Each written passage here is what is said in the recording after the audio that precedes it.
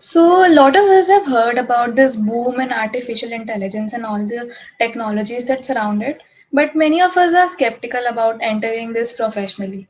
So, today we have with us a very special guest who is a data scientist and a deep learning engineer himself, Umang Sharma.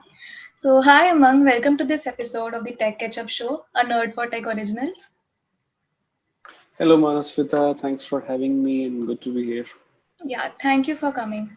So we'll start with you telling us a little bit about yourself, your background, and what have you been doing these days, and what's up in general.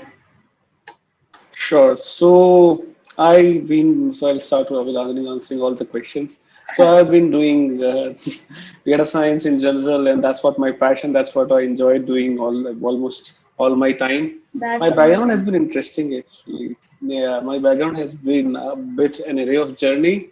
So I started with physics research, astrophysics back in my college. So I was studying engineering in information technology, and then during my engineering I got fond of physics and I started learning physics. I was doing astrophysics for national science academies, and I was working for some high energy particle physics and all the god particle and all those stuff. And post college I found this, so that was the interesting part of in all my physics and academic research era. And then post that I got interested in, hey, why not I start doing machine learning? You know what, this is also a science, and I may be able to impact more and touch more people doing this than I would be doing just by doing theoretical physics or very basic sciences, right? So I started learning it on my own, and I got myself a job in a tech startup doing pure deep learning, computer vision, and all those cool stuff, including IoT. So like, hey, that's what I want to do. Yeah, and that's what I continue doing. And I went for some other companies in between. Currently working for a big one of the world's greatest consulting firms. And currently, I'm a lead data scientist there. I lead a team, and I also, the job is amazing.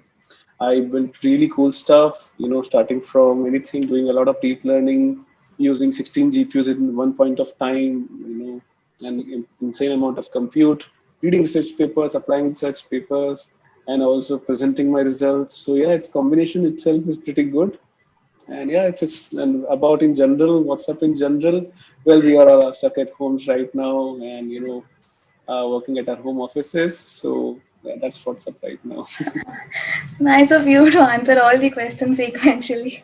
So, as you said that you were into physics, so that is kind of interesting. How did you realize that, okay, from physics, I want to go to deep learning models? So, is that kind of correlated somewhere? I won't say it's still a straight correlation. There is not a very direct correlation, but let's put it this way. What I've seen in general in my little life so far, right? So is that uh, things actually come to you when they're bound to, right? Things Yeah. actually somehow the sequences happen, right? So I'll give you my example. I was doing physics, and after engineering, the plan was to continue physics research, astrophysics. I had some research opportunities in India and abroad as well. I got those opportunities already.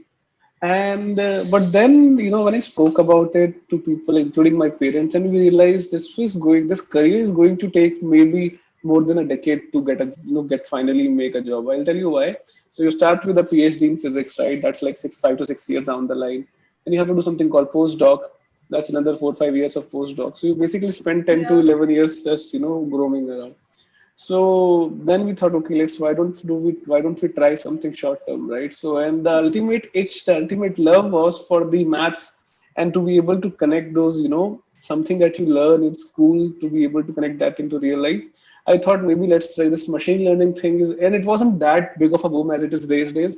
Right now, everyone wants to be data scientist. Was not that crazy at that time. And this is I'm talking about 4 or 5 years, so 2016 when I passed out. So and so I thought, okay, so I start with our usual Andrew Wang course, and man, I No. owe everything to Andrew Wang, by the way. So Andrew. I owe my all my learning to him. So I started it in right in the first lesson. I was like, okay, this is what I want to do, and this is what I am having fun with.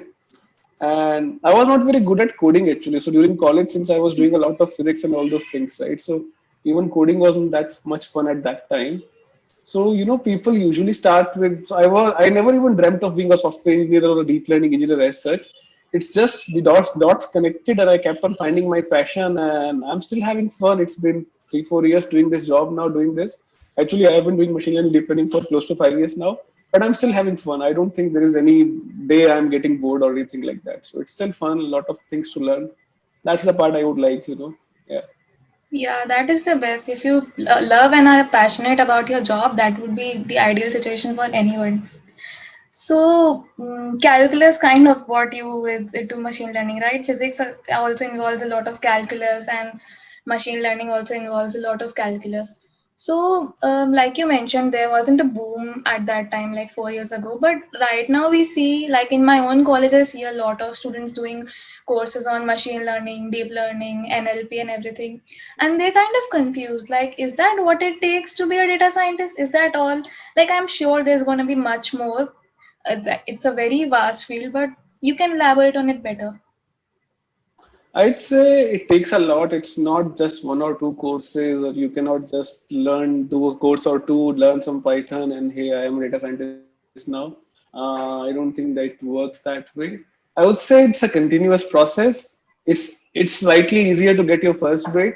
It's tough already, and then it's even more tougher to get the next step of it. So it's like a video game. You'll cross your first stage, and you have to go to the second stage, and it gets tougher as you go ahead, and it takes a lot. So calculus is not the only thing. I would say linear algebra is also there. Then there's Yeah. probability and statistics also. These things, right? All of these together. And talking about how did I make this connection? How did I make these connections? I'd say this because something that you learn on a textbook, like or on a whiteboard, like a probability theory, right, or conditional probability. Hey, that's what I learned in 10th class. Okay, but I'm able to connect that I learned in school to a real world problem, right? Okay, 10th class probability theory, and now something like a business problem for a Fortune 500 or Fortune 100, right?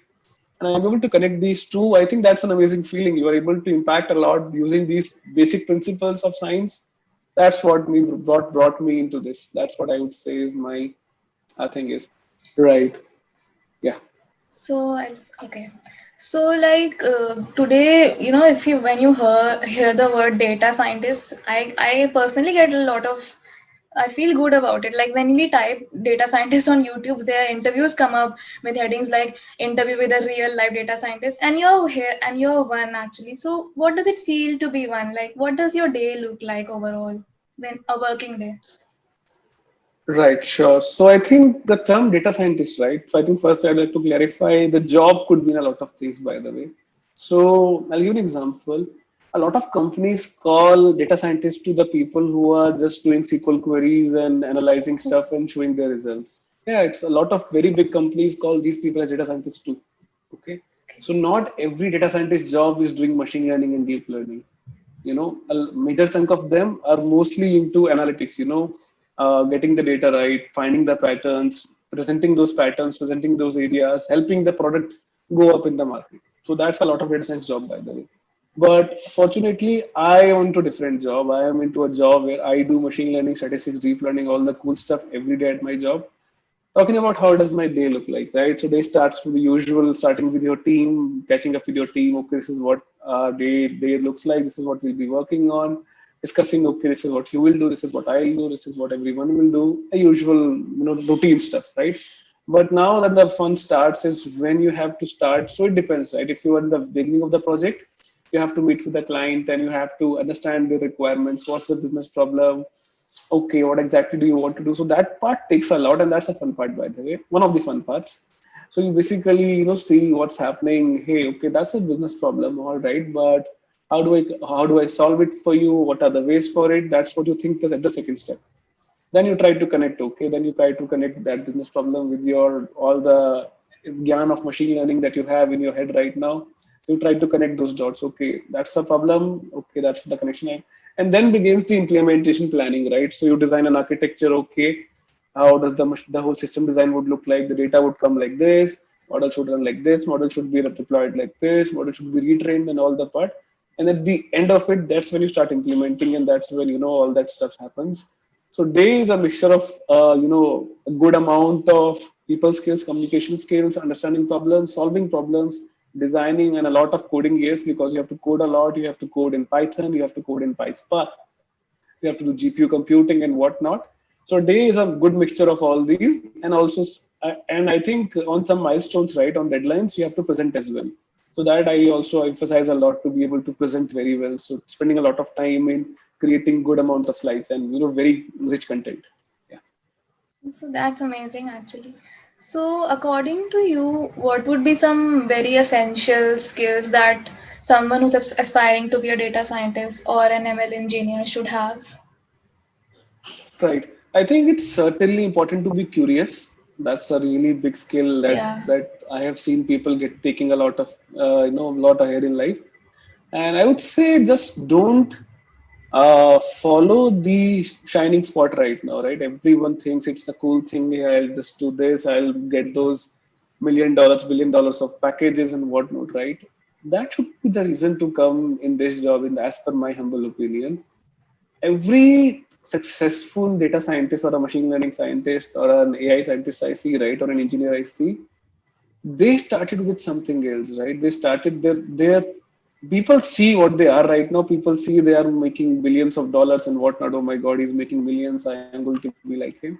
But if you look at, if you trace back their origin, right, their reasons were a bit different. Their reasons were maybe they were passionate about it. Maybe they wanted to revolutionize the education in machine learning. So they became just amazing like that, right? Maybe they just wanted to try this field. Maybe they loved coding and maybe he wanted to touch more lives using coding, right? So if what I would say is that try to find that do you really like this? Do you really think this is your passion? Then only start with this field. Also another field, another I would say skill that really gets people ahead in this field is persistence, perseverance. That, you are able to perceive, you are not giving up easily because you fail a lot. Trust me, your first machine learning model has a 90% chance to fail. You will fail. It could be at times you spend a lot of money on compute and lot of project money, and ultimately your model fails. That happens. So I think to be able to not to give up, that kind of frustration, it comes because maybe you spent sleepless nights running a model and it did not run out to be true. That kind of things happen. So to be able to sustain in that kind of frustration and understand it's part of the process, believing in that process, I would say these two three skills really matter a lot.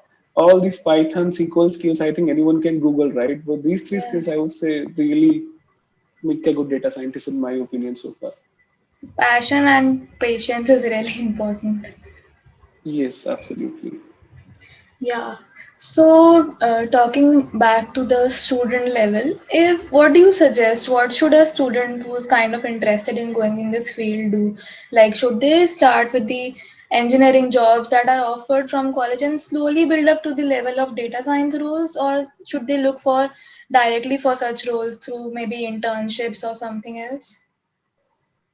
I'd say both type of scenarios are valid as long as you are learning and building yourself. Going to a internship, if you are learning something, getting your basics correct, getting your everything correctly, it's good. Going to a big company, starting with a not so cool job, but if you're able to learn the, maybe you're able to learn coding, right? Maybe you're able to learn big data. These are essential skills. These matter. Maybe you cannot just go and start making models in your first day. That never happens. Trust me, there is hardly any good company that would just make start people making good model make start making models right on the first day. I joined the job, I start making models. That usually does not happen. So I would say both type of paths are valid. Some people go for masters as well. Some people go for jobs as well.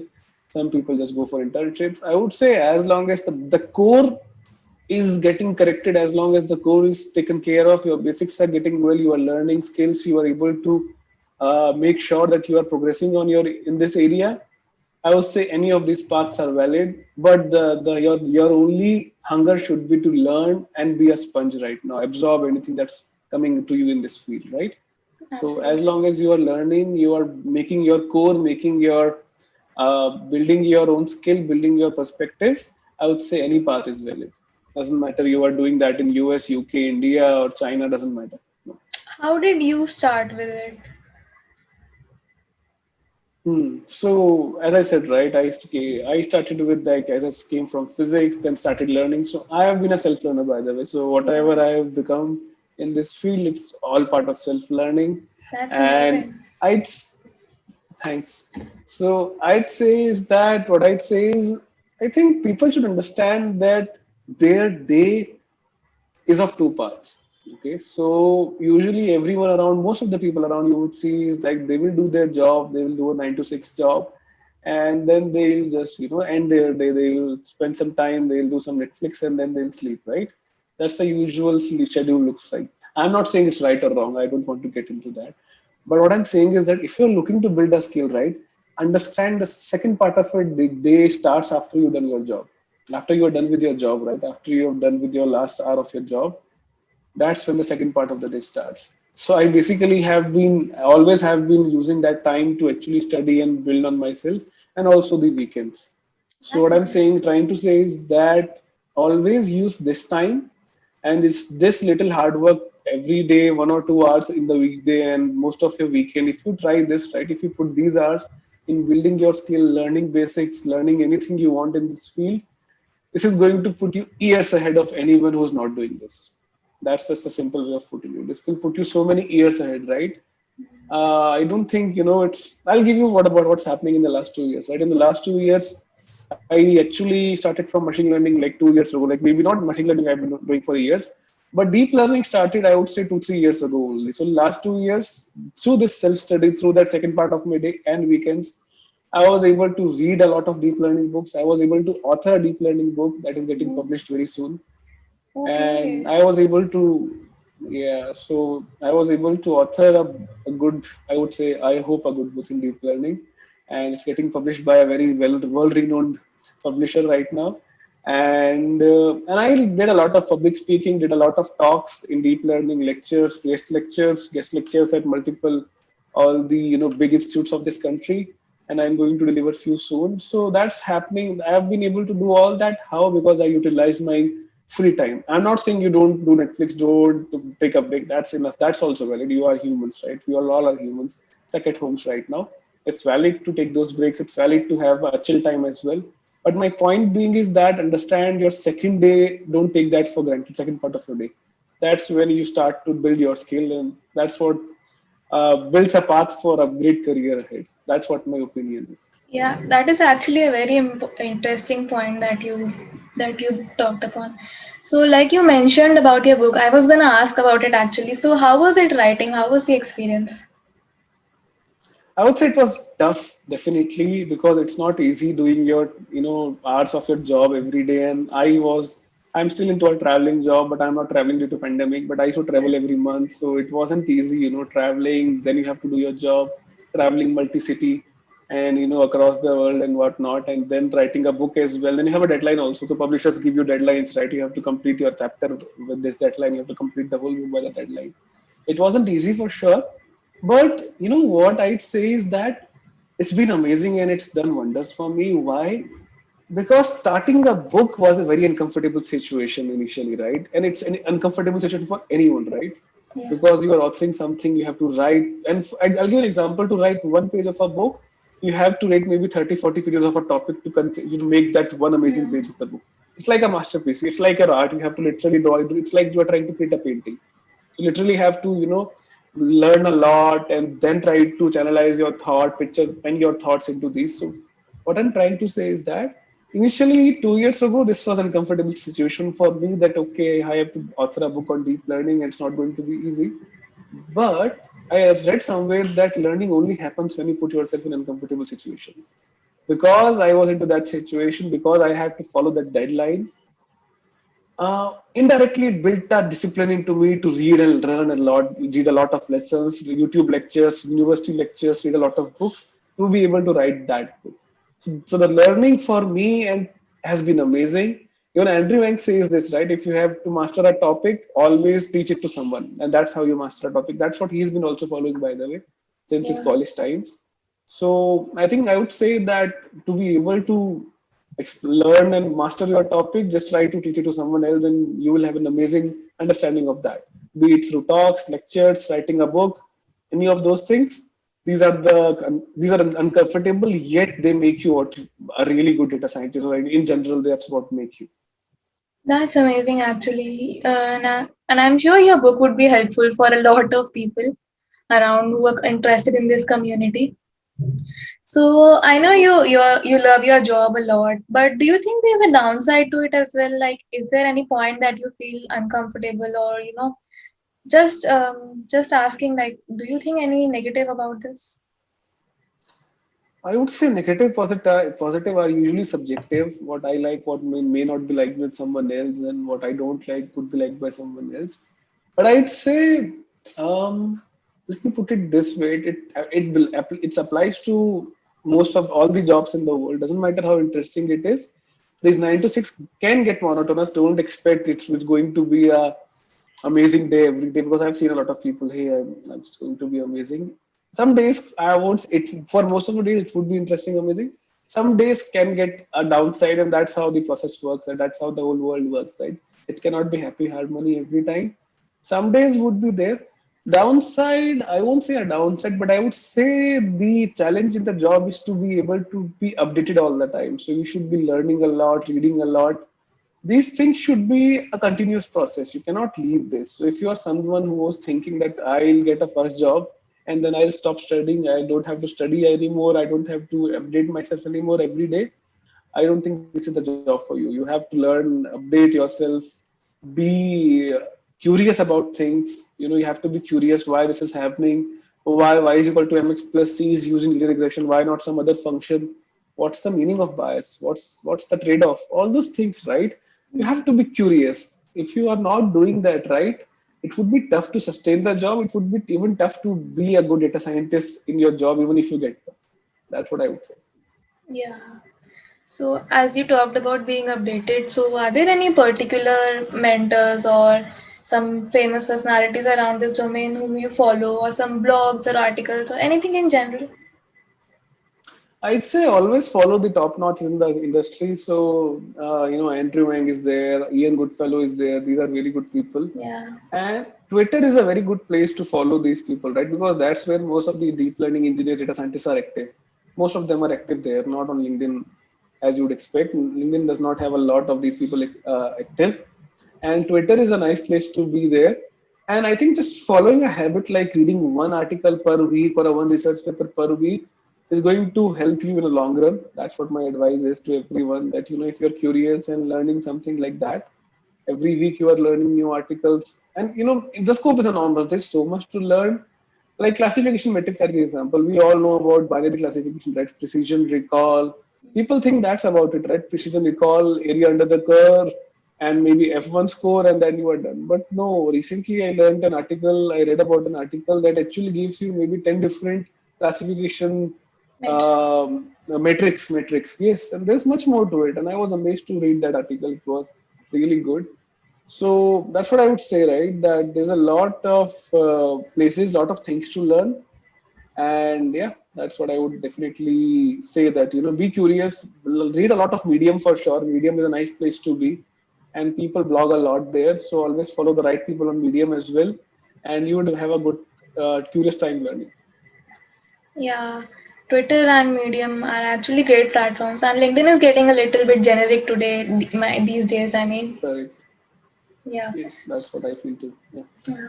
So I was just asking, like we've heard a lot about this. Why don't companies prefer to hire freshers for such roles in data science or machine learning? Like it's been the trend recently. Like we've heard about this a lot, that these companies do not prefer to hire. So just why? Good question. I'll try to be as easy as possible in the answering this, not to make it complicated and for sounding politically correct too. So the thing is that there are two, three issues that happen. There are two, three variables in this equation. Okay.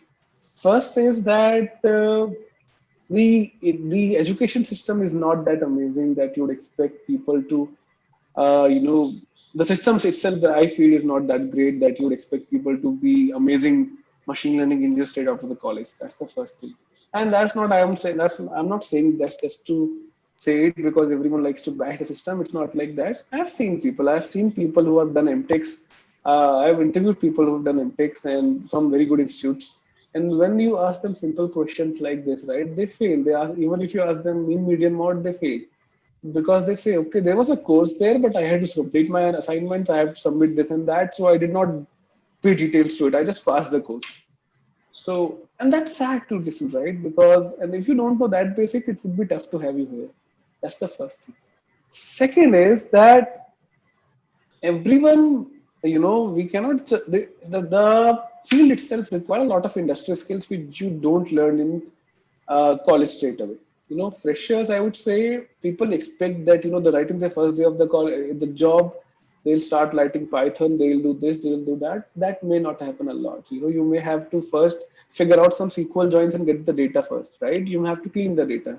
You have to form the data wrangling first, right? Everyone hates it, but that's a part, right? So what I'm trying to say is that the industry is not against hiring freshers. I got my first job in a startup as a fresher, as a deep learning engineer, right off the college. It's not like that. But the problem is that you have to have those skills, right? You have to be able to show that curiosity, show that learning. If you're a self-learner, that's amazing. People like that. No one cares about your degree if you're a self-learner, right? Because you've already shown your commitment and curiosity for a topic already, right? But if you, but people, what I've seen, right, Manasweta, is that people have some hypothetical image of data scientist or a consultant in their mind, right? I was one time speaking with a college guy. He was like in just straight out of college, and he was like, "Hey, I want to be like you. I want to be a consultant, be a data scientist, and wear suits and whatnot." Like, okay, but do you know Python? No, I don't need Python. I said, why? Because hey, you guys just travel, right? We wear all the suits and we become Harvey Specters, right? It doesn't work that way. That's what I'm trying to say is that people have this image in their mind, right? That hey, I have data scientists do this, that, then trust me, it's not that what you see in those pictures, right? Wearing suits, and that's part of the job. The core job is still writing Python, building those models, able to deploy those models, write data wrangling, write feature engineering, and so many scientific stuff that you need to do. Scientific stuff, engineering stuff. So if you are having that kind of image in your mind and then you are thinking I'll just do amazing using doing that, I would say that just sorry to break your bubble, but yeah, this is not going to be that smooth. It's not going to be that amazing, traveling business classes and all those things. That's not going to happen, trust me. So if you are, but if you are focused on your skill, you are building your Python skills right from the whenever you can, right? From you are good with your Python, you are good with your basics of machine learning. I'm not going to ask you write gradient descent in a fresher interview. I won't do that. If you're straight out of college, I would expect you to write basic Python code, right? If you can write basic Python, if you could answer basic statistics questions, basic machine learning questions, you're good. People would be happy to have you. It's not like that industry is against you. It's just people want to see those skills. That's where you are lacking. It's not the industry; it's the skills that you are lacking. That's the only concern. And you have to be able to show some artifact of your learning, right? How do I take someone's resume, just the resume, and decide that hey, they are going to be amazing fit, right?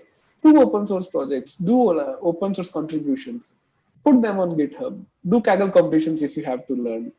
But having said that, Kaggle competitions are totally different from real world. By the way, they are not direct, but they are a good starting point. They are good places to Yeah. learn for sure. Definitely good places to learn. Point being is that show some credentials as well, right? Just don't ask people to take for your face value just because you have done your MTech or BTech and you have done some, things like that you have written. No, yes, just show something on GitHub, show something on Kaggle.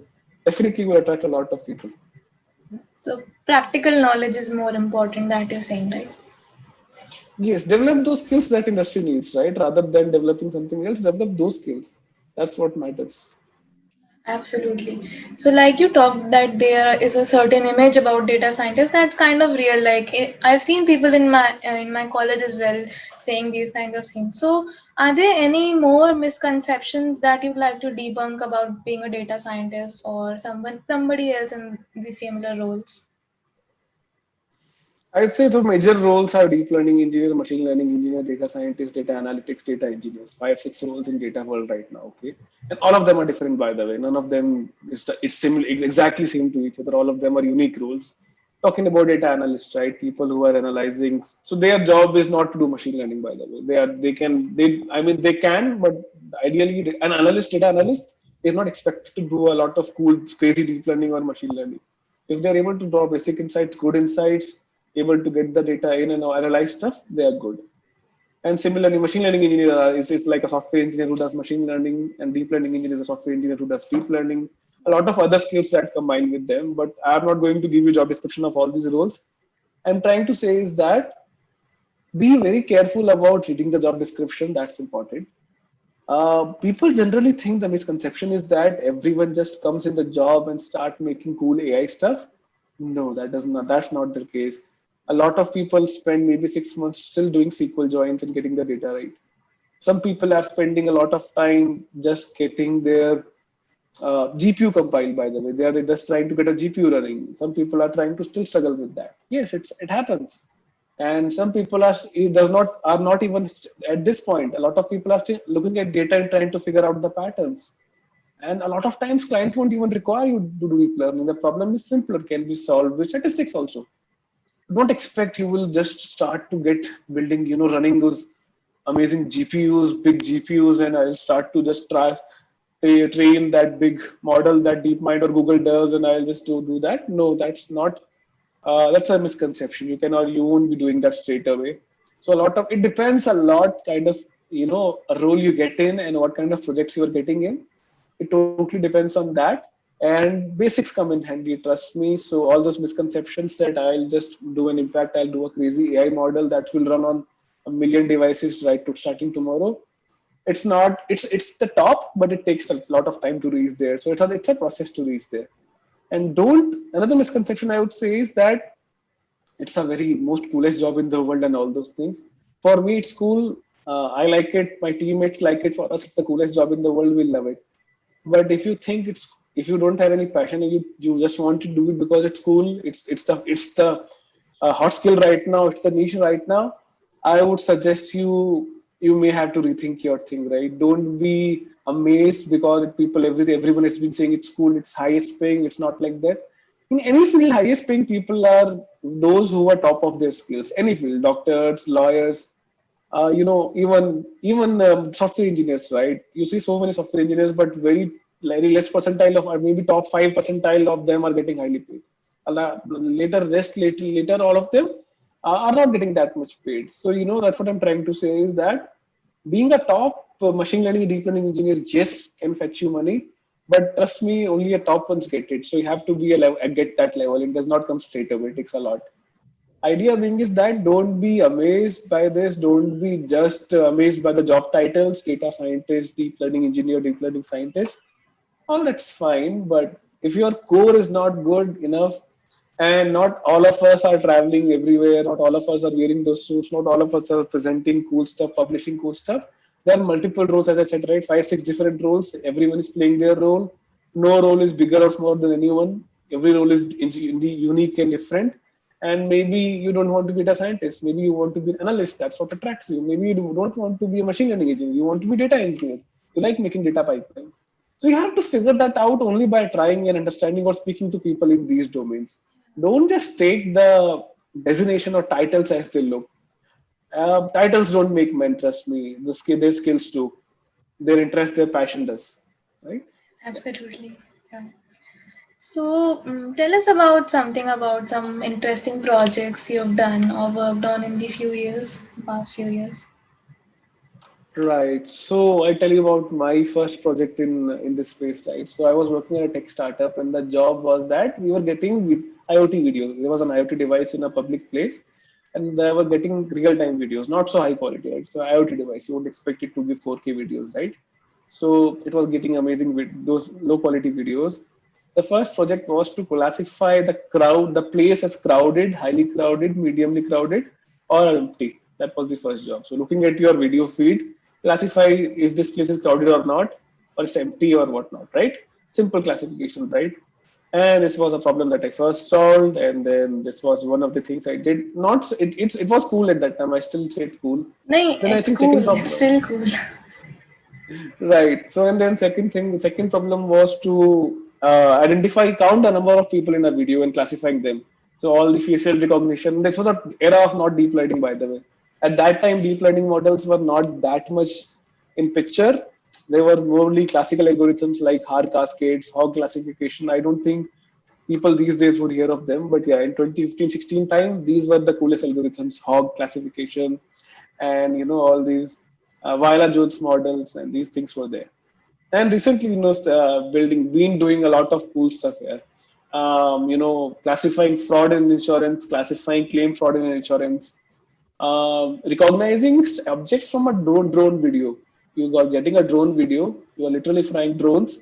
You're literally building a solution that's taking images in real time from drone, getting to a cloud, then running a deep learning model on it, and so getting those results out to storage and deploying that model. So yeah, that's there.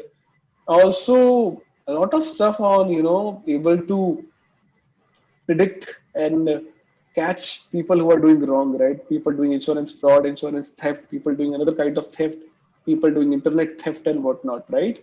So people trying to steal those things, right? Looking at the data, doing some statistical calculation, able to identify pattern theft in multiple industries. That's also there.